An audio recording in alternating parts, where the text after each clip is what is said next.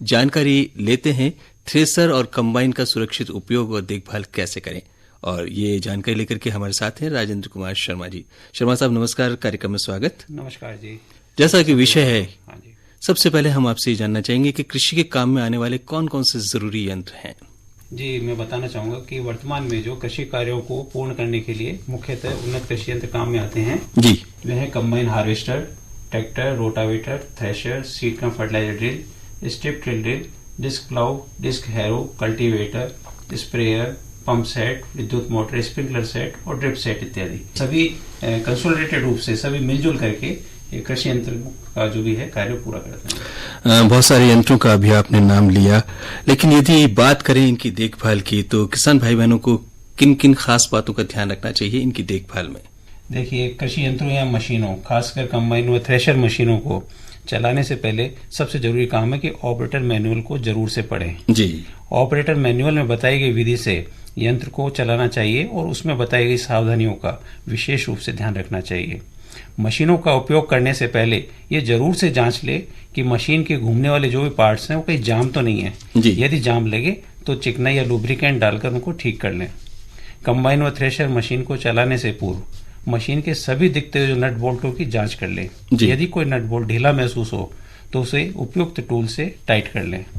यदि कंबाइन और thresher machine का कैलिब्रेशन किया जाना है तो काम प्रारंभ करने से पूर्व ही कैलिब्रेशन कर मशीन को उपयुक्त फीडिंग दर पहले ही एडजस्ट कर लें ताकि बाद में दिक्कत नहीं आवे। खेत में कंबाइन व थ्रेशर मशीन से कार्य करते समय मशीन की स्थिति, कार्य की गुणवत्ता पर नजर रखें। किसी तरह की अचानक से आवाज आवे तो संबंधित पार्ट्स की तुरंत जांच कर निराकरण कर लें। कार्य पूरा हो जाने पर मशीन में लगे मिट्टी आदि को अच्छी तरह साफ कर शेड के अंदर मिट्टी पानी के संपर्क से अलग सुरक्षित रखें। जी, समय समय पर कंबाइन और थ्रेशर मशीन के जो घूमने वाले पार्ट्स हैं या बुश है उसमें आवश्यकता अनुसार चिकनाई या ग्रीस डाल दें ताकि मशीन लंबे समय तक ठीक ठीक कार्य करती रहे।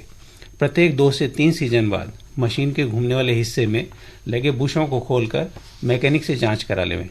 यदि बुश कट गए हों तो उसे बदलवा लें। जी, कंबाइन व थ्रेशर मशीन में चैन, स्प्रोकेट इत्यादि पर आवश्यकता अनुसार जो भी है ग्रीस लगावे, लुब्रिकेंट लगावे ताकि वो अच्छे से काम करे। प्रत्येक 2 से 3 सीजन के बाद कंबाइन व थ्रेशर मशीन में लगे चैन स्प्रोकेट की जांच कर ले। यदि चैन स्प्रोकेट ढीला हो गया हो तो मरम्मत कर लें अथवा नया चैन स्प्रोकेट बदलवा लें। कंबाइन व थ्रेशर के किसी हैंडल आदि पर ग्रीस या मोबिल ऑयल लग गया हो तो चलाने से पूर्व उसे खूब अच्छी तरह साफ कर लें। कंबाइन व थ्रेशर मशीन को चलाने वाले व्यक्ति को ढीले कपड़े पहनकर नहीं चलाना चाहिए, इससे दुर्घटना की संभावना बनी रहती है। कार्य करते समय किसी तरह के अवरोध के कारण यदि मशीन के किसी हिस्से या पार्ट्स में विकृति आ गई हो तो उसकी जांच कर मरम्मत अवश्य करा लें, उसके बाद ही कार्य पुनः प्रारंभ करें। जिन मशीनों में ऑयल के चैम्बर होते हैं उनके ऑयल के स्तर की जांच समय समय पर करें। इसका स्तर निर्धारित स्तर से कम पाए जाने पर निर्धारित स्तर तक ऑयल भर लेवें। ऑपरेटर्स मैनुअल में बताए गए अंतराल पर ऑयल तथा ऑयल फिल्टर आदि को बदल देवें। कंबाइन व थ्रेशर मशीनों में न्यूमेटिक टायर लगे होते हैं, समय समय पर इनको चेक कर टायर ट्यूब में हवा का उपयुक्त दबाव बनाए रखें। ये जरूरी जो आवश्यक जो सावधानी है इनसे आपको कहीं कोई दिक्कत नहीं आएगी। सावधानियों की हमने बात करी और बहुत ही अच्छे तरीके से आपने सारी जो बातें हैं हमारे किसान भाई बहनों के लिए बताई। लगभग सभी यंत्रों के उपयोग और रखरखाव के लिए बहुत ही लाभकारी रहेगी। लेकिन हम आपसे विशेष रूप से पूछना चाहेंगे कि थ्रेशर कृषि यंत्र फसल की गहाई का सबसे महत्वपूर्ण और उपयोगी यंत्र है। थ्रेशर के बिना खेती की कल्पना नहीं की जा सकती, परंतु ये भी देखने में आया है कि सबसे अधिक दुर्घटनाएं थ्रेशर पर काम करते समय ही होती है। जी हाँ, क्या सावधानियां किसान भाई बहनों को बरतनी चाहिए जिससे सुरक्षित काम कर सके। देखिए, आपने बहुत जरूरी और बहुत बढ़िया बात आपने पूछी है। नशीली वस्तुएं जैसे शराब है, अफीम, जर्दा, तंबाकू इत्यादि के प्रयोग से मस्तिष्क का मशीन पर नियंत्रण नहीं रहता, जिसके परिणाम स्वरूप दुर्घटनाएं होने के अवसर बढ़ जाते हैं। थ्रेशर पर काम करने वालों को इन चीज़ों का प्रयोग नहीं करना चाहिए। मशीन के अंदर बिना डंठल के बालों को न लगावें, क्योंकि इससे हाथ की गंभीर दुर्घटनाएं हो सकती हैं। इसी तरह से नर्म या हरी फसल भी नहीं लगानी चाहिए, क्योंकि इससे आग लगने की आशंका रहती है। इसके साथ ही जो ट्रैक्टर का एग्जॉस्ट पाइप होता है उस पर स्पार्क अरेस्टर का प्रयोग करना चाहिए, इससे आग लगने की संभावना ना के बराबर हो जाती है।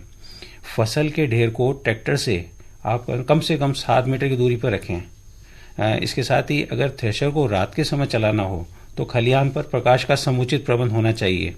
प्रकाश का उचित प्रबंध नहीं होने के कारण भी दुर्घटनाएं होने की संभावनाएं बढ़ जाती हैं। थ्रेशर पर कार्य करने वालों को यह सलाह दी जाती है कि जहां तक संभव हो वे एक बार में लगातार 10 घंटे से ज़्यादा काम नहीं करें। मशीन को चलाते समय थकावट, ऊँघने या नींद आने से भी गंभीर दुर्घटनाएं होने की संभावना बढ़ जाती है।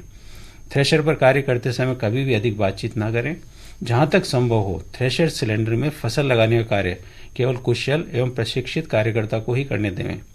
16 वर्ष से कम आयु वाले बच्चों और 50 वर्ष से अधिक आयु के व्यक्तियों को थ्रेशर पर कार्य करने, खासतौर पर मशीन में फसल लगाने के कार्यों को करने से रोका जाना चाहिए।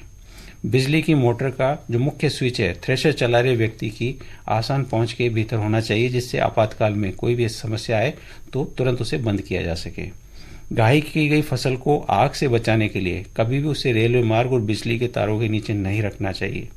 घाई स्थल के आसपास बालू अथवा पाउडर वाली मिट्टी उपयुक्त मात्रा में तैयार रखनी चाहिए।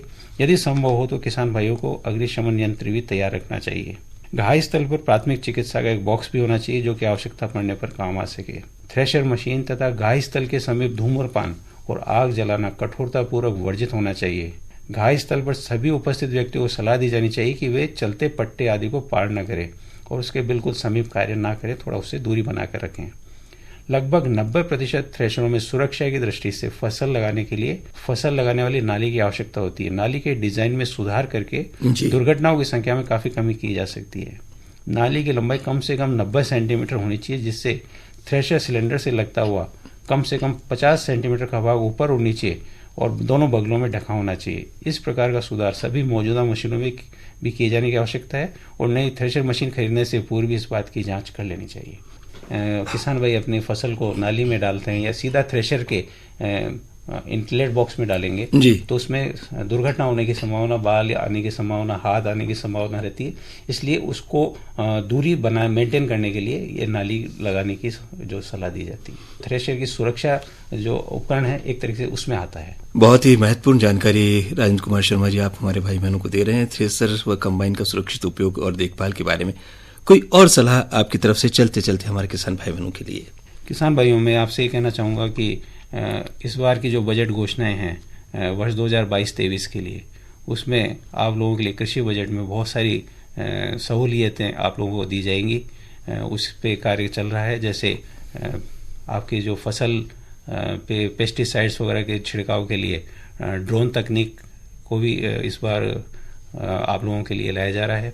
साथ ही कस्टमरिंग सेंटर्स जो ग्राम सेवा सहकारी समिति और क्रय विक्रय सहकारी समिति के माध्यम से खोले जा रहे हैं, उनकी भी संख्या काफ़ी ज़्यादा रखी गई है ताकि आप लोगों को किराए पर आपकी आवश्यकता के अनुसार कृषि यंत्र उपलब्ध हो सकें जब आपको जरूरत हो। राजेंद्र कुमार शर्मा, सहायक अभियंता कृषि आयुक्तालय जयपुर, आप अपना अमूल्य समय निकाल करके कार्यक्रम में पधारे और हमारे भाई बहनों को थ्रेशर और कंबाइन का सुरक्षित उपयोग और उसकी देखभाल कैसे करें इस विषय पर जो विस्तृत जानकारी आपने उपलब्ध कराई, इसके लिए आपका बहुत बहुत धन्यवाद।